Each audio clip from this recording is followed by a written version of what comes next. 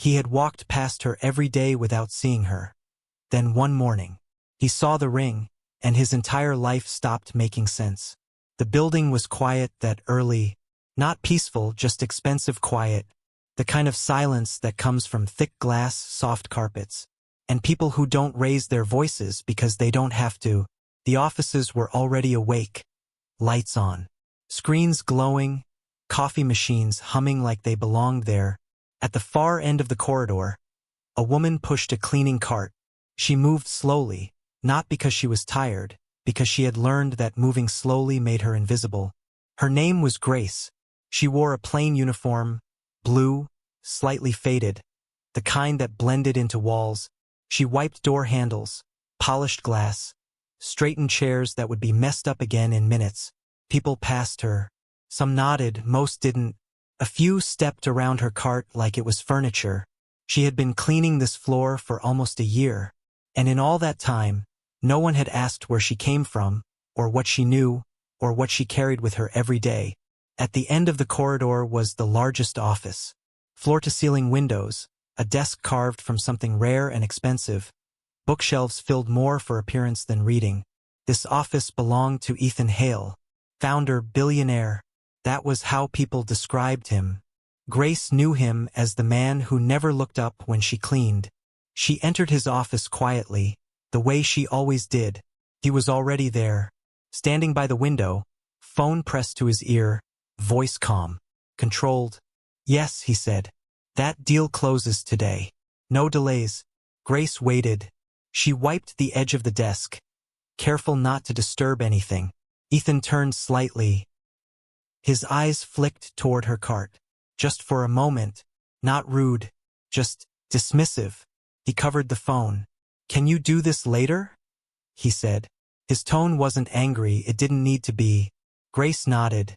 "I'll be quick," she said softly. He exhaled, turned back to the window. She worked faster. The room felt smaller when he was there. Not because of his size, because of his presence. People like Ethan filled rooms without trying. Grace finished, gathered her cloths, and reached for the door. That's when she heard him again. "Careful with that," he said. She paused. He gestured toward the desk. "There are sensitive documents there." She nodded again. "I didn't touch them." He watched her for a second longer than before. Then he turned away. Grace left the office without another word. In the hallway she exhaled. No one said anything, and somehow, that said enough. The days followed a pattern. Grace arrived early, left late. She cleaned offices that displayed awards she had never heard of. Certificates framed in gold. Photos of men in suits shaking hands. Sometimes people spoke about her. Not to her. About her. "She's very quiet. I don't even know her name. She's been here a while, hasn't she?" Once, in the break room, she heard someone say, "She probably doesn't understand half of what we do anyway." Grace stirred her tea. Didn't look up. She had learned long ago that correcting people took energy. And energy was something she saved. One afternoon, Ethan held a meeting in his office. Important people. Loud voices. Big ideas. Grace waited outside with her cart. She could hear them laughing. Talking about growth. About risk. About legacy. Words she understood better than they knew. The door opened suddenly. Ethan stepped out, followed by two executives. They stopped when they saw her. One of them frowned. "Is she supposed to be here?" Ethan glanced at Grace, then at the cart. "She's cleaning," he said. The man nodded. "Oh, right." They stepped around her again, as if she were part of the building. Grace kept her eyes on the floor. Her hand rested briefly on something cold. A ring. Simple. Thin gold wire. A small, dull silver stone. She adjusted it without thinking. The ring had been with her longer than most memories. Longer than jobs. Longer than places. It didn't look like much, but it was hers. Inside Ethan's office, the meeting resumed. Grace worked quietly. She wiped the bookshelf, the desk, the window. Ethan sat down as she finished. He opened his laptop. Didn't look up. "Make sure the floor is dry," he said. I don't want marks. She nodded. Yes, sir. The word slipped out before she could stop it. Sir. He paused, looked at her then, really looked, not at her face, at her uniform, her hands. His eyes narrowed slightly. Something about her felt out of place, but he couldn't say why. Just do your job, he said. Grace met his eyes, just for a second. Then she looked away. I always do. She left. Ethan watched the door close. For a reason he couldn't explain, the room felt quieter than before. It happened on a Tuesday. Nothing special about the day. Grace was cleaning Ethan's office again. He wasn't on the phone this time. He was seated at his desk, reviewing documents. She wiped the table near him. Her sleeve slid back slightly. The light from the window caught something. Flash. Ethan's eyes moved before his mind did. He saw the ring. His breath stopped. Not because it was beautiful, but because it was familiar. Too familiar. He stood slowly. Where did you get that? He asked. His voice had changed. Grace looked down at her hand. Instinct. It was a gift, she said. When? A long time ago. Who gave it to you? She hesitated. It was made for me. By a boy. Ethan felt the room tilt. An orphanage hallway. Cracked paint. Shared bunk beds.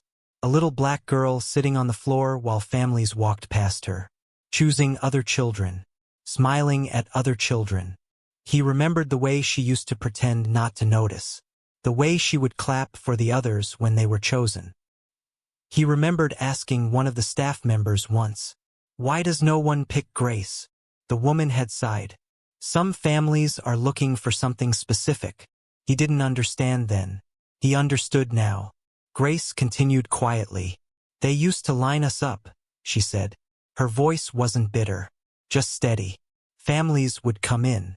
They would smile, ask questions. She paused. They always stopped in front of the lighter children first. The room went still. I stopped standing in the front after a while, she said. It made it easier. Ethan felt something heavy settle in his chest. They told me you were adopted, he said softly. They told me you were, she replied. I waited, she added. Not accusing, just honest. I thought you'd come back. He swallowed. I wanted to, he said. But I was 10. Grace nodded. I know. Silence stretched between them. Not awkward, just full. You promised me something, she said gently. Ethan closed his eyes. I did. You said when we grew up, you would marry me. A faint smile touched her lips. We were children. He looked at her then. Not at her uniform. Not at her cart. Her. I meant it, he said. She searched his face. For a long moment, neither of them spoke. Two children once left behind. One because he was small and quiet. One because she was black and easier to overlook.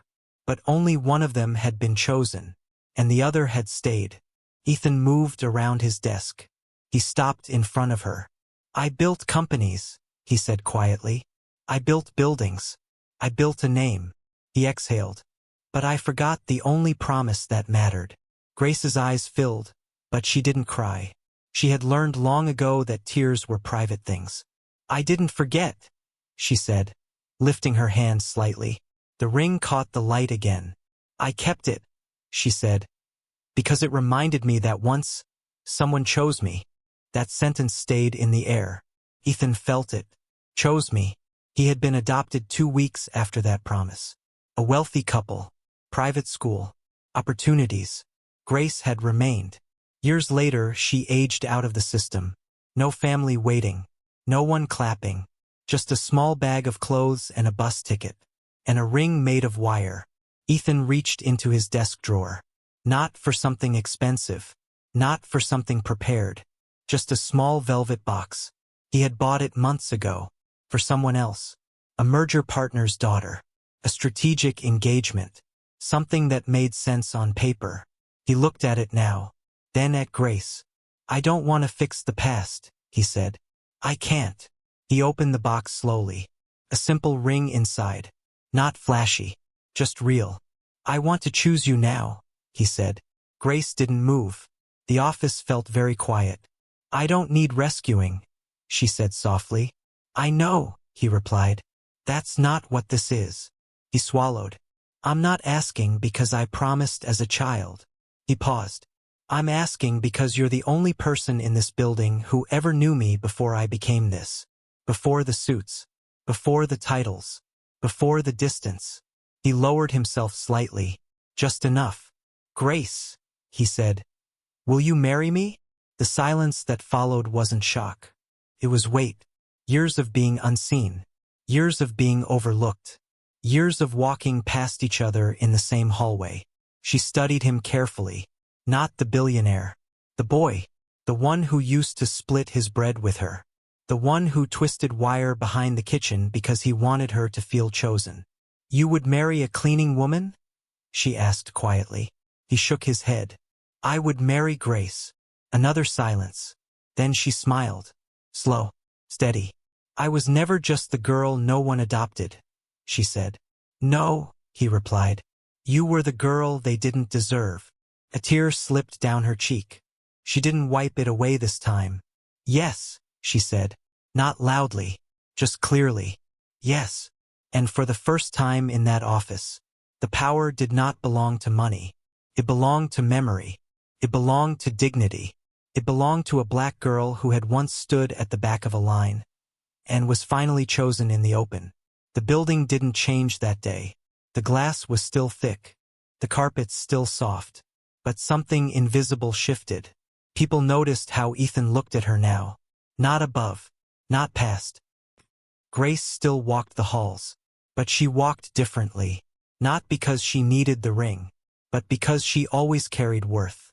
Sometimes the world overlooks a child. Sometimes it lines them up and passes them by. But being unseen does not make you small. And being chosen late does not mean you were not valuable from the start. This was one journey. There are many more. Different cities. Different lives. Different moments of being underestimated. But the same quiet truth. That dignity does not ask for permission.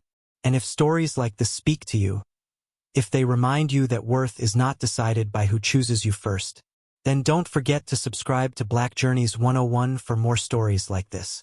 We truly appreciate your presence here with us. Until the next journey.